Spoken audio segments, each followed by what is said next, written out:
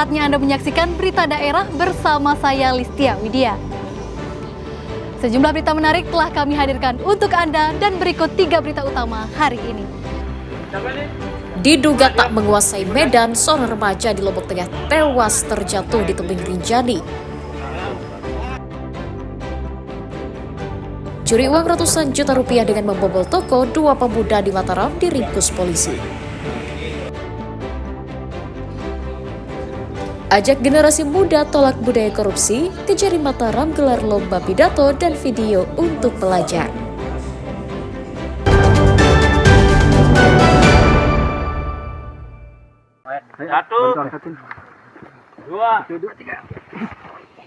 Seorang pendaki remaja bernama Ilmi Cahyadi warga desa Setiling, Kecamatan Batu Kliang, Kabupaten Lombok Tengah meninggal dunia karena terjatuh di jalur pendakian Rinjani. Peristiwa jatuhnya korban dilaporkan oleh rekan-rekannya kepada pengelola Taman Nasional Rinjani pada Senin siang, yang kemudian ditindaklanjuti oleh tim SAR gabungan. Petugas menemukan korban terjatuh di tebing sedalam 3 meter di sekitar jalur pendakian Gunung Kondo Aiberi. Sulitnya medan membuat proses evakuasi berlangsung lambat. Tim SAR baru berhasil mengevakuasi jasad korban turun dari Rinjani pada Rabu malam. Dari informasi rekannya yang selamat, korban bersama 7 rekannya yang lain naik ke Rinjani melalui jalur tidak resmi pada hari Minggu siang, melalui jalur pendakian Aiberi.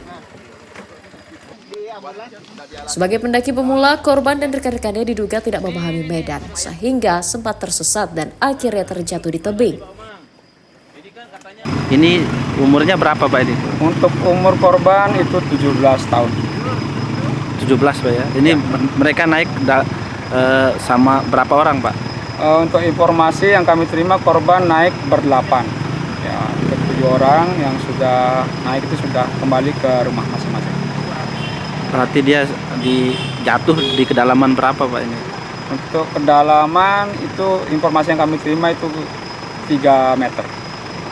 Namun untuk lokasinya cukup terjal, ini yang berbatu dan itu yang membuat menjadi kendala untuk teman-teman di sana untuk evakuasi.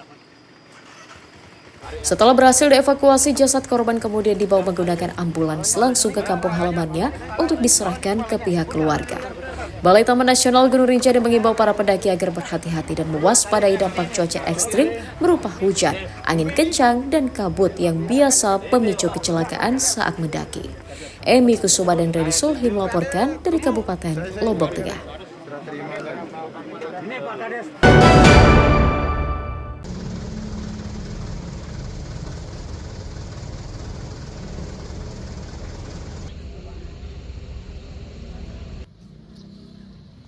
Menjelang perayaan Natal dan Tahun Baru 2026, Balai Karantina Provinsi NTB memperketat pengawasan lalu lintas barang yang keluar masuk Pulau Lombok melalui pelabuhan dan bandara. Pengawasan dilakukan petugas dengan memeriksa dokumen barang pada angkutan truk, serta melakukan sterilisasi terhadap hewan, ikan, dan tanaman yang dibawa pengendara. Peningkatan pengawasan untuk mencegah tindak pidana penyelundupan berbagai komoditas tanpa izin dan juga mengantisipasi penularan penyakit pada hewan ternak. Menjelang akhir tahun, petugas juga mencatat peningkatan pergerakan komoditas keluar dan masuk wilayah NTB sebesar 30%. Selama sebulan terakhir, petugas menyita sejumlah komoditas berupa bibit unggas, bawang, serta produk perikanan karena tidak dilengkapi dokumen resmi. Kami melakukan pengetatan di sini, mengingat memang di masa-masa libur panjang ini frekuensinya lebih tinggi daripada hari-hari biasa, sehingga kami pengetatan juga pada SDM kami. Justru karantina ini di saat-saat libur, petugas kami justru banyak yang bertugas tidak libur, karena untuk menjaga daerah-daerah ini tetap terawasi dengan baik. Selain mengawasi lalu lintas barang, Balai Karantina juga turut meningkatkan pengawasan secara terpadu bersama personel TNI Polri guna mengantisipasi masuknya barang terlarang seperti narkoba dan bahan peledak menjelang akhir tahun. Hairul Amri dan Redi Sulhi melaporkan dari Kabupaten Lombok Barat.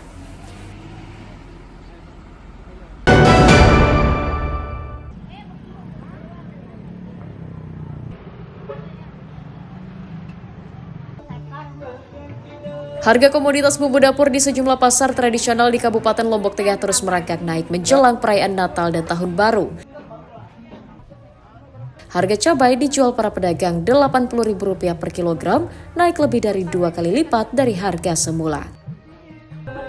Sementara cabai merah besar naik Rp25.000 menjadi Rp40.000 per kilogram. Bawang merah naik dari Rp35.000 menjadi Rp50.000 per kilogram. Sedangkan tomat naik dari Rp10.000 menjadi Rp14.000 per kilogram. Tak hanya bumbu, harga sayuran juga mulai naik seperti wortel dari Rp20.000 menjadi Rp30.000 per kilogram. Sementara terong dari harga Rp3.000 naik menjadi Rp10.000 per kilogram. Kenaikan harga bumbu dan sayur mayur dipicu menipisnya stok dari para petani lokal akibat cuaca ekstrim yang terjadi akhir-akhir ini. 10 kilo. Semula berapa sekilo ini? Kalau sekarang itu 103.000, 2,5. Sekarang kan 6.000, 8.000, hampir 10.000 per kilo. Sekarang misalnya aja 30.000. Kemarin berapa? kalau wortel lokal bisa 20. Naiknya? Sama harganya yang lokal dan buah. 1 bulan. Karena nggak ada stok atau gimana? Yang cabai rawit yang segitu? Ya. Kalau musim hujan cabai itu banyak yang mati, terus ada yang itu bintik-bintik Rusak. Kalau cabai merah besar naik juga? Pedagang memprediksi harga bahan pokok termasuk bumbu dan sayur mayur akan terus naik hingga awal tahun nanti akibat tingginya konsumsi masyarakat selama musim libur akhir tahun. Lukmanul Hakim dan Riyadi Sulhi melaporkan dari Kabupaten Lombok Tengah.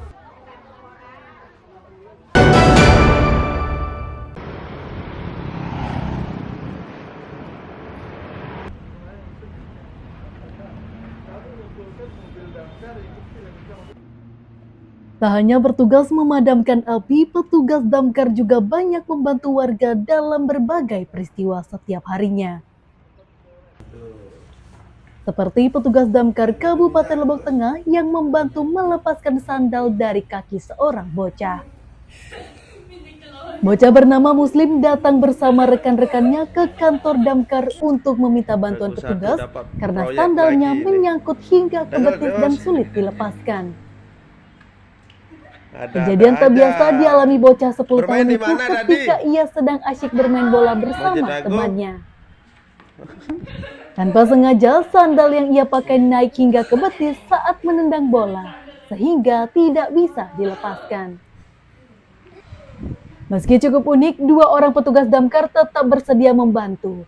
Sekitar 10 menit, petugas berhasil mengeluarkan sandal tersebut dengan cara melumasi sandal dan kaki sang bocah menggunakan minyak goreng.